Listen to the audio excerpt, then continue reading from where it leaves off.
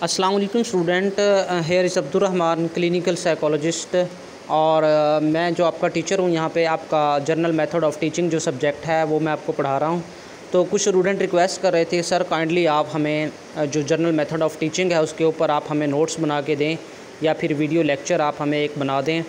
तो स्टूडेंट जो हमारा सब्जेक्ट है जर्नल मेथड ऑफ़ टीचिंग, उसमें हमारे पास जो मेन कंटेंट है उसको हम एक दफ़ा देख लेते हैं।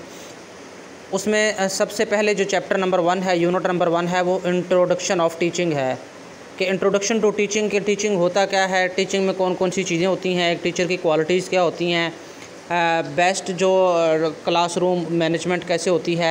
इसी इंट्रोडक्शन टू टीचिंग के अंदर आ जाएगा क्लासरूम मैनेजमेंट है कि अगर वेल क्लास मैनेज होगी तो वहाँ पे आप कोई भी टीचिंग मेथड आपका होगा तो वो वहाँ पे वर्क करेगा। तो इसके अंदर टीचिंग की क्वालिटीज़, बेस्ट टीचर की क्वालिटीज़ और क्लासरूम मैनेजमेंट इसके अंदर आ जाएगा, हम आगे जाके देख लेंगे। उसके बाद आता है लेसन प्लानिंग। लेसन प्लानिंग में हमने लेसन को प्लान करना होता है कि जो कुछ हमने पढ़ाना है उसको हमने पहले वेल प्रिपेयर्ड करना होता है कि फिर कंटेंट के मुताबिक हमने मेथड सेलेक्ट करना होता है कि जो हमने कंटेंट सिखाना है, बच्चों को आज पढ़ाना है, क्या वो एक्टिविटी बेस्ड होगा या फिर वो लेक्चर बेस्ड होगा, क्या वो स्टूडेंट ओरिएंटेड होगा, टीचर सेंटर्ड होगा या स्टूडेंट सेंटर होगा, या उसमें कोई एक्सपेरिमेंटल, आज हम कोई एक्सपेरिमेंट करेंगे, हम लैब में जाएंगे या हम कैसे सीखेंगे।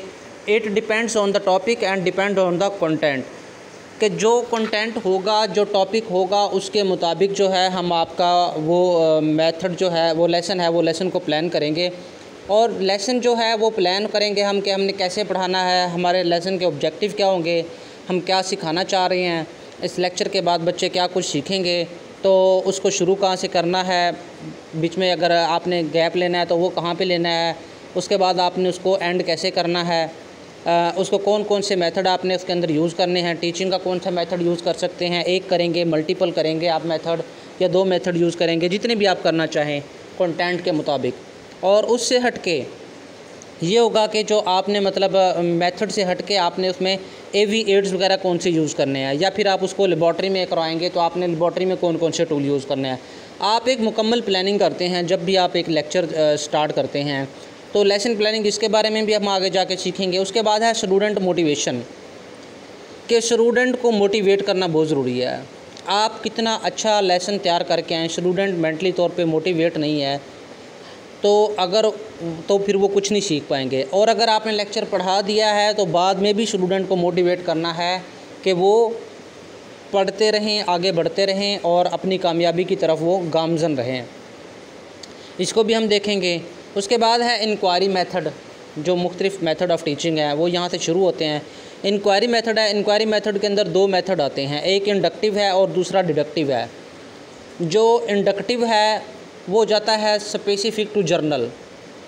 मतलब स्पेसिफ़िक टू जर्नल क्या है, 2+2, 2 स्पेसिफ़िक आइटम थे, 2 स्पेसिफ़िक हमारे पास नंबर थे, 2+2 = 4। जो 4 है वो जर्नल है, मतलब 2+2 = 4 ये एक थेरी है, जर्नल थेरी है।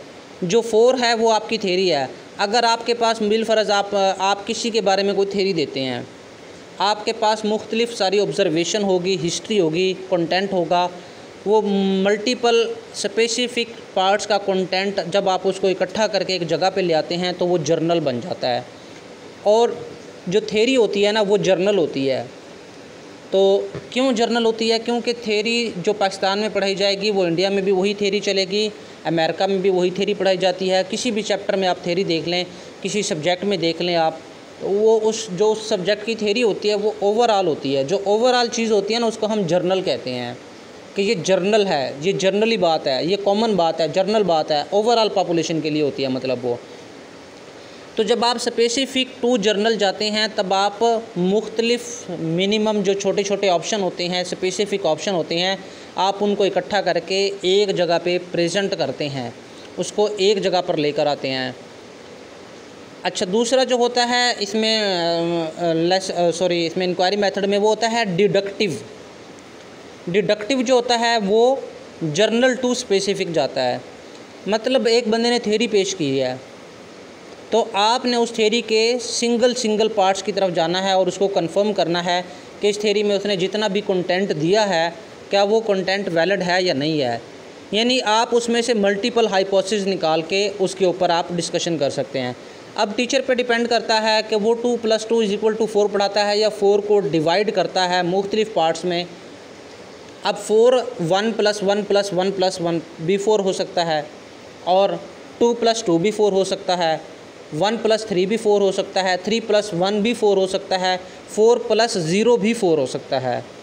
तो जब आप 4 को मुख्तलिफ पार्ट्स में डिवाइड करेंगे then you are in deductive method, और अगर आप मुख्तलिफ पार्ट्स को इकट्ठा करके एक जगह जमा करेंगे तो then it is called inductive method.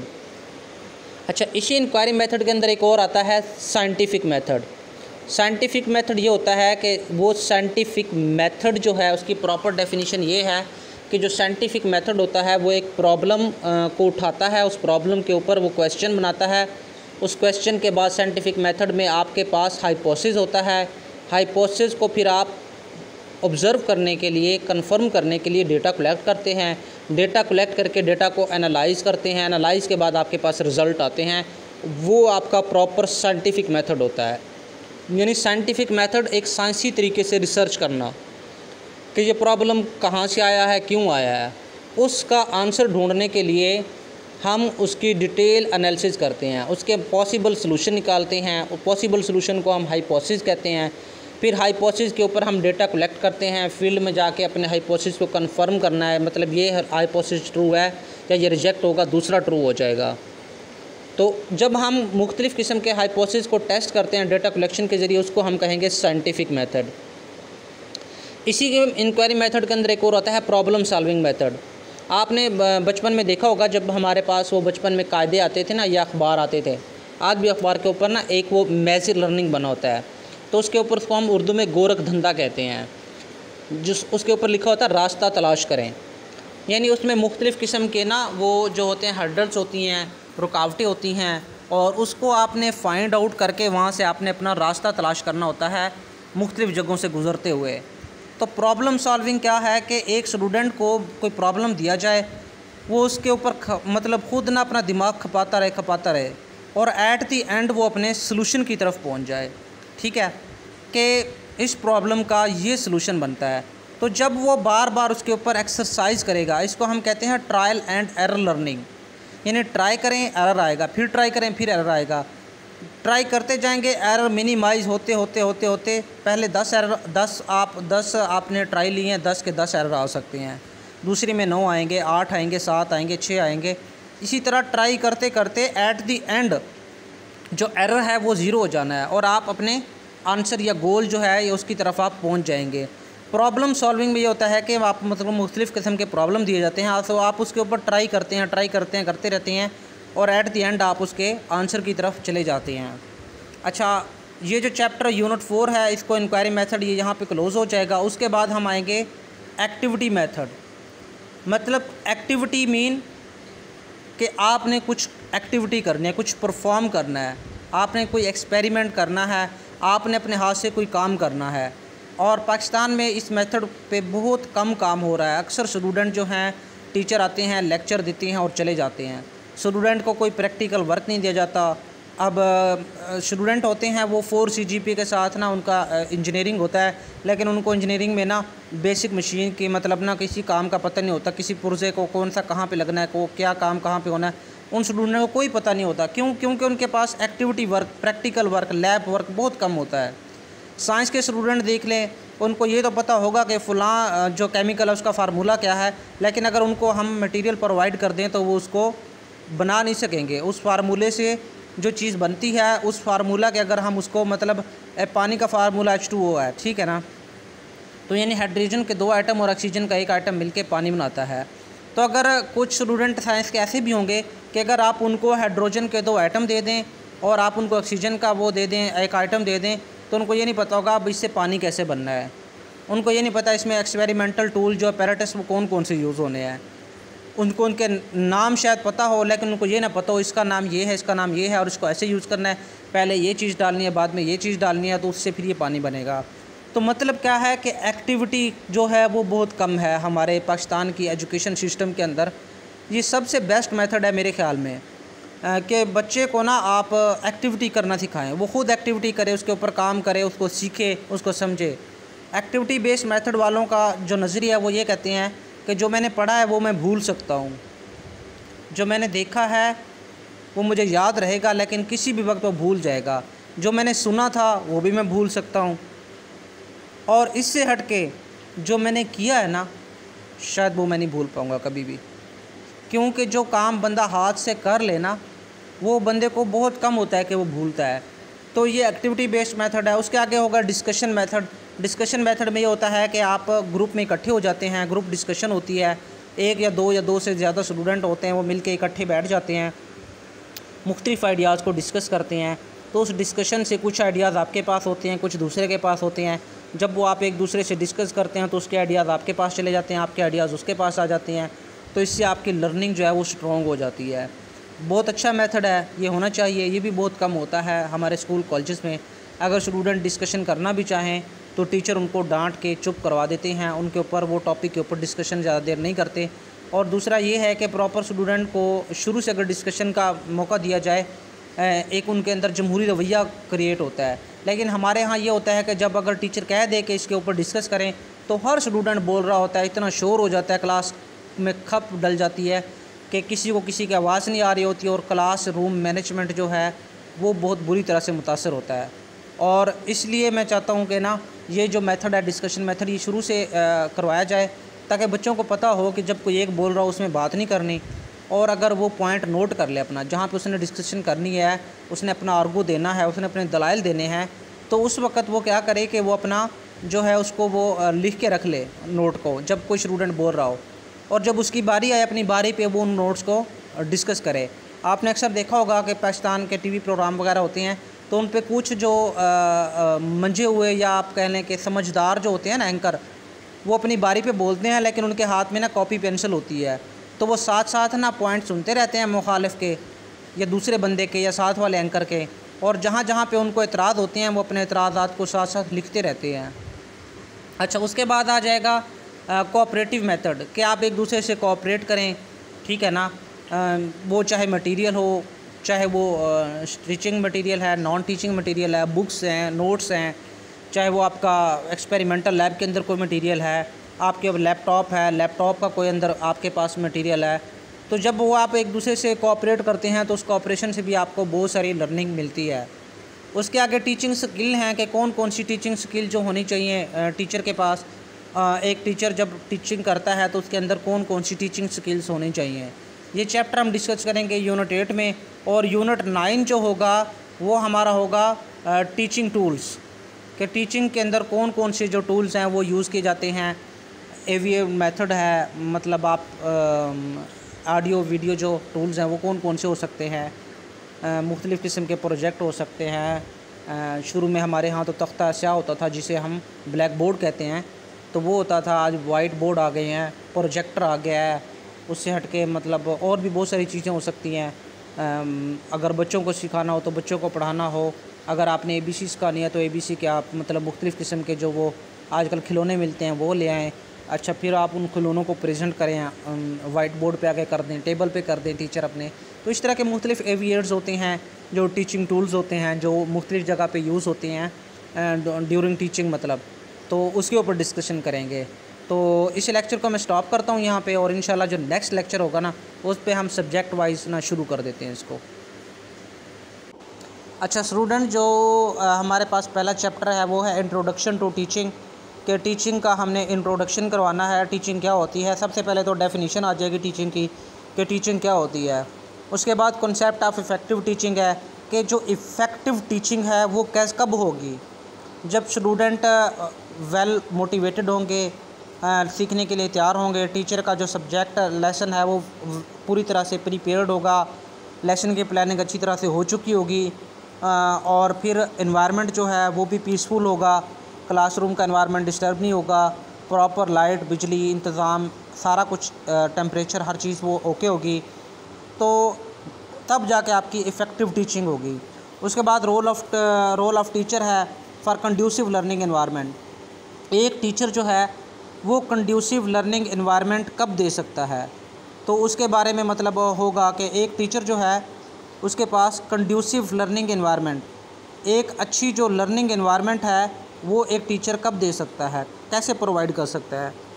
Conducive learning environment teacher create कर सकता है कि वो अपने रूम को वेल प्रिपेयर करे, अपने लेसन को वेल प्रिपेयर करे, बच्चों को अच्छी तरह से मोटिवेट करे, और उसके अंदर ये है कि अपने रूम का वो टेम्परेचर, रोशनी का इंतज़ाम, हर चीज़ को वो अच्छी तरह से मैनेज करे, तो उसके वो इन्वायरमेंट है वो टीचर उसको अच्छी तरह बना सकता है। Characteristic of an effective teacher, जो एक अच्छा टीचर होता है उसकी कौन कौन सी करैक्टरिस्टिक्स होती हैं, एक टीचर है उसके अंदर कौन कौन सी क्वालिटीज़ होनी चाहिए वो आ जाएंगी। कॉन्सेप्ट ऑफ टीचिंग मेथड है, स्ट्रेटजीज़ एंड टेक्निक, तो यहाँ पे हम मुख्तलिफ़ किस्म के टीचिंग मेथड की छोटी छोटी शॉर्ट डेफिनेशंस होंगी, कौन कौन सी स्ट्रेटजीज़ और टेक्निक यूज़ होती हैं। तो सबसे पहले हम चले जाते हैं इंट्रोडक्शन के ऊपर, उसमें हम सबसे पहले डेफिनेशन ऑफ टीचिंग को देख लें। तो इसमें से आपने मुख्तलिफ़ किस्म की डेफिनेशन दी हुई है, तो एज अ सब्जेक्ट मैटर भी दिया हुआ है, as a pedagogical math expert भी दिए हुए हैं, इसके ऊपर टीचिंग इज़ डिफाइंड एज, कोई भी आप मतलब इसमें से ना एक डेफिनेशन आप अपनी मर्ज़ी से अच्छी तरह से इसको तैयार कर लें। ये बुक भी ग्रुप में शेयर कर दी जाएगी और प्लस ये लेक्चर भी आपको मिल जाएंगे। उसके बाद आप आ जाएं जी नेक्स्ट,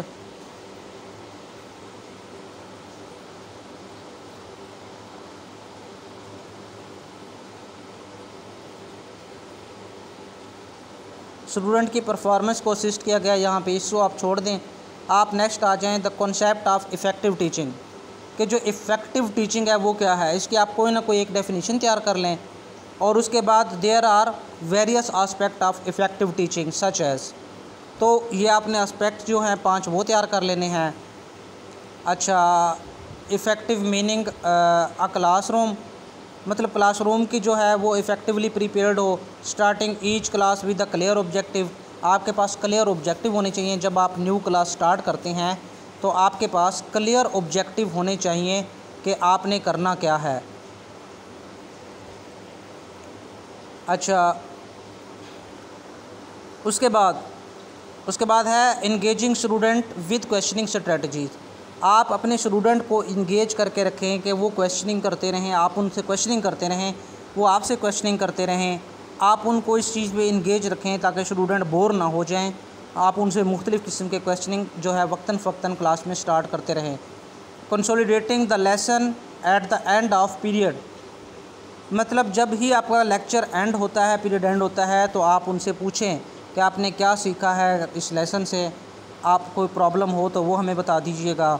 आगे है डायग्नोसिंग कॉमन स्टूडेंट एरर, जो स्टूडेंट के मुख्तलिफ़ किस्म के एरर ड्यूरिंग क्लास आप फाइंड करेंगे, आपने उनको डायग्नोस करना है कि इस बच्चे ने यहाँ पे क्यों एरर दे रहा था, ये बच्चा पढ़ते हुए पूरी तरह से क्लास में मतलब इन्वॉल्व नहीं था, तो आपने उससे बुला के क्लास के लेक्चर के एंड पे पूछना है कि आपको कोई प्रॉब्लम तो नहीं है, कोई इशू तो नहीं है, तो मे भी बच्चा मेंटली तौर पे डिस्टर्ब है, साइकोलॉजिकली कोई इशू है उसको, तो उसका वो डायग्नोस करें।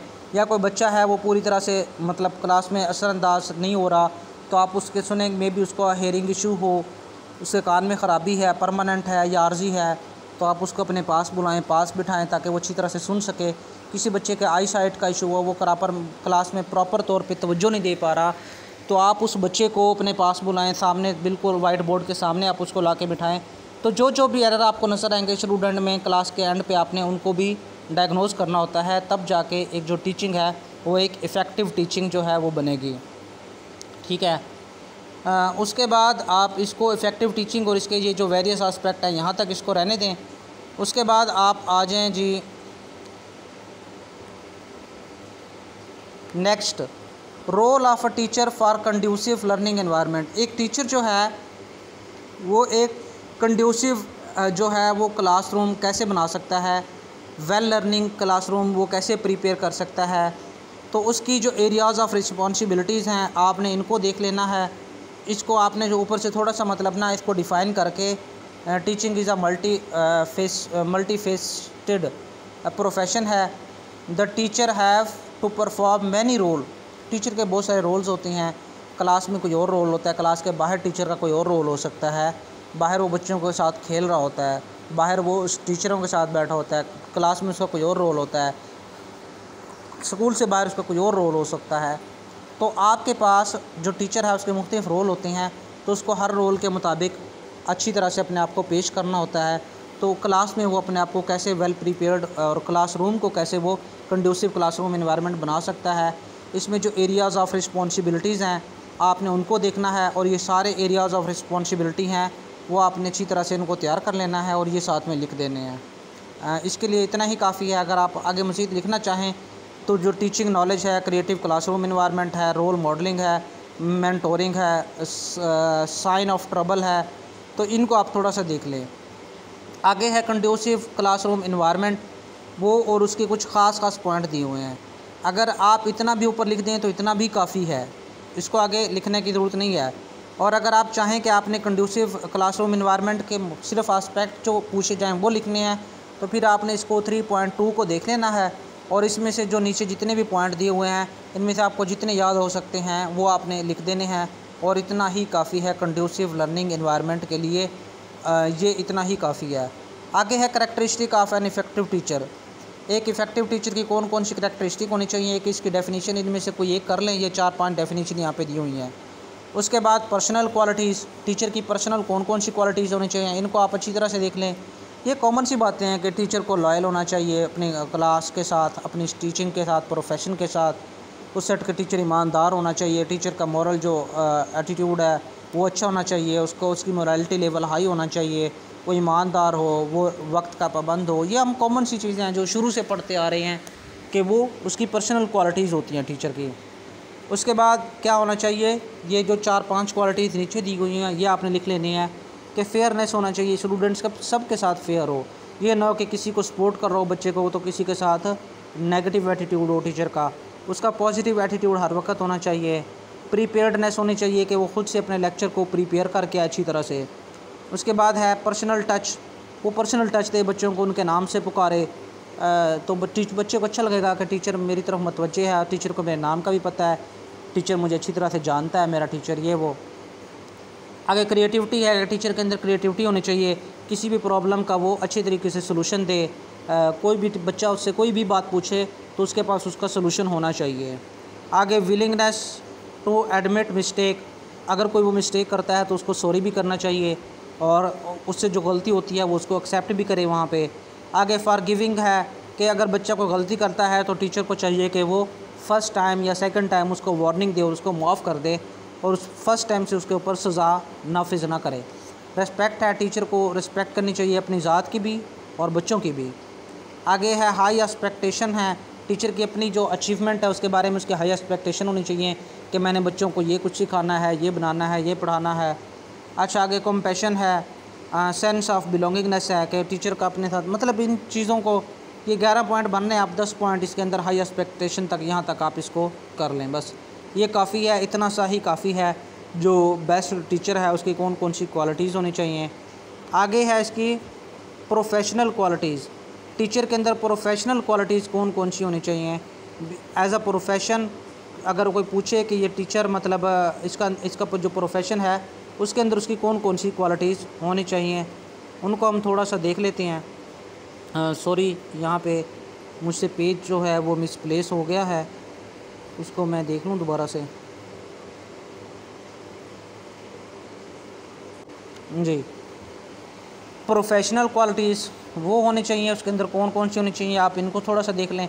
क्वेश्चन आ सकता है कि टीचर की पर्सनल और प्रोफेशनल क्वालिटीज़ के ऊपर नोट लिखें, तो आपने वो पर्सनल क्वालिटीज़ और ये प्रोफेशनल जो क्वालिटीज़ दी हुई हैं स्टूडेंट टीचर की, आपने इनको अच्छी तरह से देख लेना है। और उसके बाद हमारा जो है वो नेक्स्ट टॉपिक आ जाएगा, वो है the concept of teaching methodology strategies. Teaching methodology और स्ट्रेटजीज़ कौन कौन सी होनी चाहिए, इसमें सबसे पहले क्लासरूम मैनेजमेंट आ जाएगा कि क्लासरूम को कैसे मैनेज करना है, जो मैं पहले भी बता चुका हूँ कि आपने क्लास को कैसे मैनेज करना है। तो मुख्तलिफ़ किस्म की टीचिंग मेथडोलॉजी आगे स्ट्रेटजीज़ दी गई, इनको आगे हम डिटेल में पढ़ेंगे इंशाल्लाह। हर एक स्ट्रेटजी को हम आगे डिटेल में डिस्कस करेंगे, हर मेथड को भी, वो हमारे पास आगे चैप्टर बाय चैप्टर आ जाने हैं आगे, ठीक है। तो उसके बाद हम चले जाएंगे नेक्स्ट चैप्टर पे, लेसन प्लानिंग, ठीक है। कि जो आपने पढ़ाना है उसको आपने उसको वेल प्लान कैसे करना है। सबसे पहले जो है वो कोई भी लेसन आपने पढ़ाना उसको प्रॉपर प्लानिंग की जो है वो ज़रूरत होती है। अप्रोच टू लेसन प्लानिंग मतलब आपने लेसन को कैसे प्लान करना है, मुख्तलिफ अप्रोच होती हैं उसकी। मैंने बताया है कि आप अकॉर्डिंग टू मेथड भी उनको अप्रोच कर सकते हैं और प्लान कर सकते हैं कि आपने कौन से मेथड के साथ इसको प्लान करना है। मैंने यहाँ पे टीचिंग लेक्चर मेथड मैंने पढ़ाना है या फिर मैंने इसको डिस्कशन मेथड पे रखना है, इसको मैंने एक्टिविटी पे रखना है, इंडक्टिव पढ़ाना है, डिडक्टिव पढ़ाना है। मुख्तलिफ़ किस्म की अप्रोच होंगी, आपने उसको कैसे प्लान करना है। कोर्स एंड यूनिट प्लानिंग, कौन से कोर्स पढ़ाना है आज हमने, मेरा कोर्स कौन सा है और कितने यूनिट मैंने पढ़ाने हैं आज।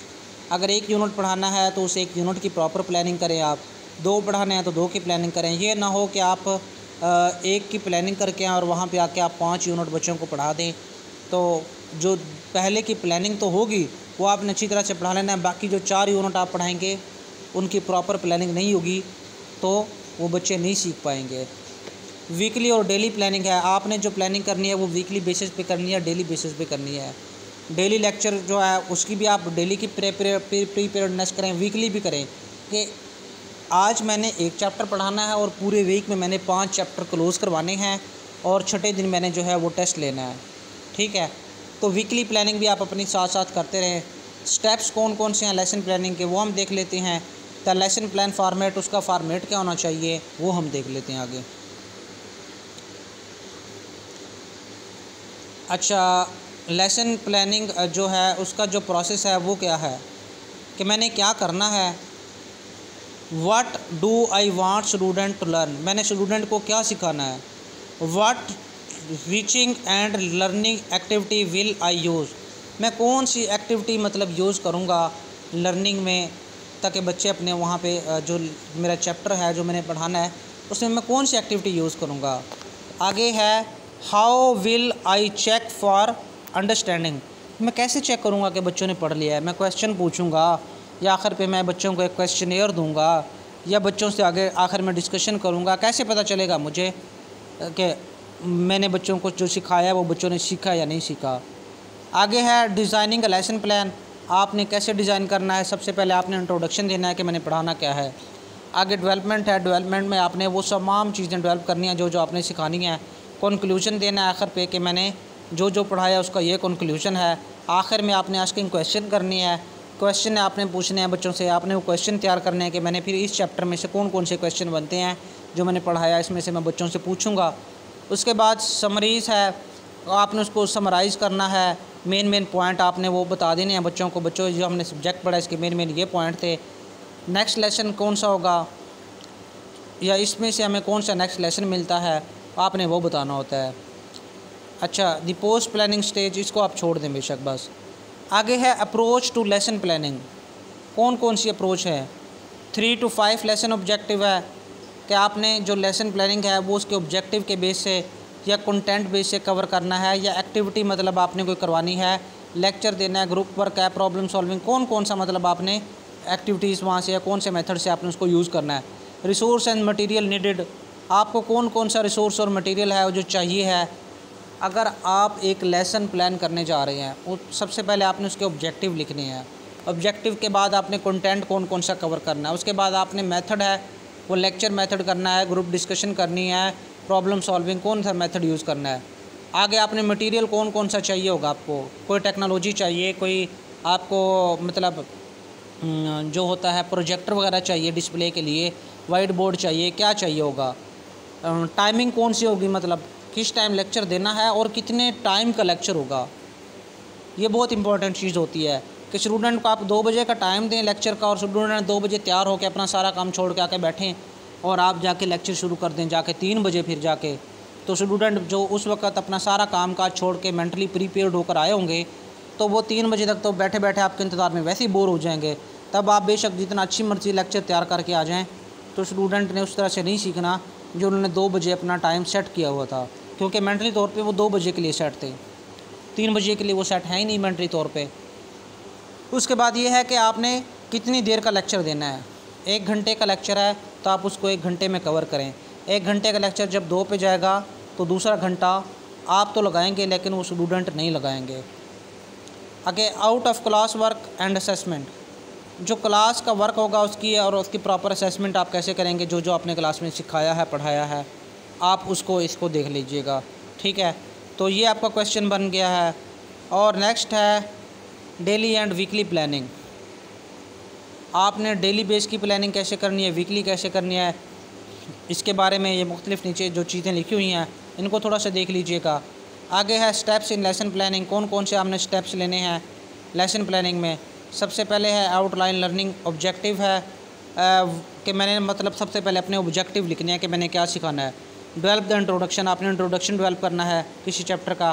Plan the specific learning activity, आप उसके अंदर कोई ख़ास एक्टिविटी रखें कि जब मेरा लेक्चर आधे घंटे का हो जाएगा और यहाँ तक मैंने इसको पढ़ा लूँगा तो उसके बाद मैंने बच्चों को ये एक्टिविटी देनी है, कोई चार्ट देना है, बच्चे चार्ट बनाएंगे। कोई पिक्चर है, मैंने आज फ़लाँ चैप्टर पढ़ाया, मैंने फ़लाँ मतलब काम वो करवाया है बच्चों को, आप उसकी पिक्चर ड्रा करके दिखा दें। तो जो जो हमने आज पढ़ा था उस चीज़ के बारे में, कुछ मशीन है, कोई आइटम है, बच्चों मतलब बिलफर्ज आपने उनको सब्जियों के नाम बताए हैं तो आप उनसे बताएं कि सब्जियों की पिक्चर ड्रा करके दिखाएं। कोई एक्टिविटी आप उनको क्लास के अंदर दे दें। Plan to check for understanding, आपका प्लान क्या होगा कि बच्चों ने कुछ सीखा या नहीं सीखा। आप क्वेश्चन करेंगे या आखिर में उनको एक क्वेश्चन पेपर दे देंगे छोटा सा, जिसके ऊपर छोटे छोटे शार्ट क्वेश्चन या MCQs लिखे होंगे कि मैंने इस चैप्टर में से, उसी चैप्टर में से आप वो क्वेश्चन MCQs बना लें। अगर बच्चे उनको पिक कर लेते हैं तो समझो आपका जो लेक्सन है वो बच्चों ने अच्छी तरह से सीख लिया है, सुन लिया है। डेवलप अ कंक्लूजन, आप उसका कंक्लूजन भी निकालें कि जो चैप्टर आपने पढ़ा है इसका कंक्लूजन क्या है, इसका मेन कंक्लूजन क्या निकलता है चैप्टर का। क्रिएट अ रियलिस्टिक टाइमलाइन, एक रियलिस्टिक टाइमलाइन आपके पास होनी चाहिए कि मैंने मतलब उसको किस तरह से लेके चलना है और कहाँ पे एंड करना है क्वेश्चन को, चैप्टर को या अपने लेसन को, सॉरी जो लेक्चर है उसको। उसके बाद आ जाएगा the lesson plan format, lesson plan का फॉर्मेट क्या होना चाहिए। फॉर्मेट वही है कि सबसे ऊपर टाइटल होगा, टाइम होगा, किस टाइम दिया जाएगा, कितने टाइम का होगा, मटेरियल उसके अंदर डालेंगे आप, ऑब्जेक्टिव डालेंगे, इंस्ट्रक्शनल कंपोनेंट IT मतलब उसमें आपने डालने हैं अगर कौन कौन से आपको मटेरियल चाहिए। उसके बाद इंडिपेंडेंट प्रैक्टिस, आप उसकी एक थोड़ी सी प्रैक्टिस कर लें, फिर उसका एनालिसिस है और एंड पे उसका वही कंक्लूजन आ जाएगा। ये चैप्टर हमारा यहाँ पे क्लोज़ हो जाएगा स्टूडेंट। नेक्स्ट हमारे पास आता है स्टूडेंट मोटिवेशन। तो ये चैप्टर थोड़ा सा लेंथी है लेकिन ये इतना मतलब इम्पॉर्टेंट इतना की है कि आपको इसकी मतलब जो है ना मोटिवेशन की डेफिनेशन और उसकी टाइप्स ऑफ मोटिवेशन यहाँ तक इसको ना अच्छी तरह से तैयार कर लें।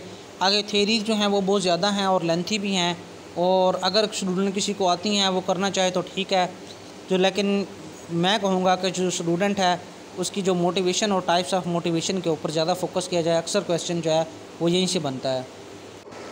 हाँ, तो चलें हम चलते हैं इसकी सबसे पहले डेफिनेशन की तरफ कि मोटिवेशन की डेफिनेशन क्या होती है।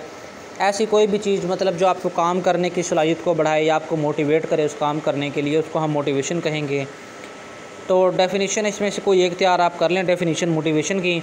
आगे टाइप्स ऑफ मोटिवेशन है, पॉजिटिव मोटिवेशन है जो आपको किसी पॉजिटिव काम की तरफ, पॉजिटिव एक्टिविटी की तरफ बढ़ाए। नेगेटिव मोटिवेशन है ऐसा मोटिवेशन जो आपको उसको काम करने की सलाहियत को कम कर दे, उसको हम नेगेटिव इमोशन कहेंगे। इंट्रिंसिक मोटिवेशन मतलब जो आपको एक्सट्रिंसिक मोटिवेशन, जो एक्सटर्नल मोटिवेशन होती है, मतलब ऐसी मोटिवेशन जिसके बदले में आपको कोई काम मतलब ना बाहर से कोई इनाम मिलेगा।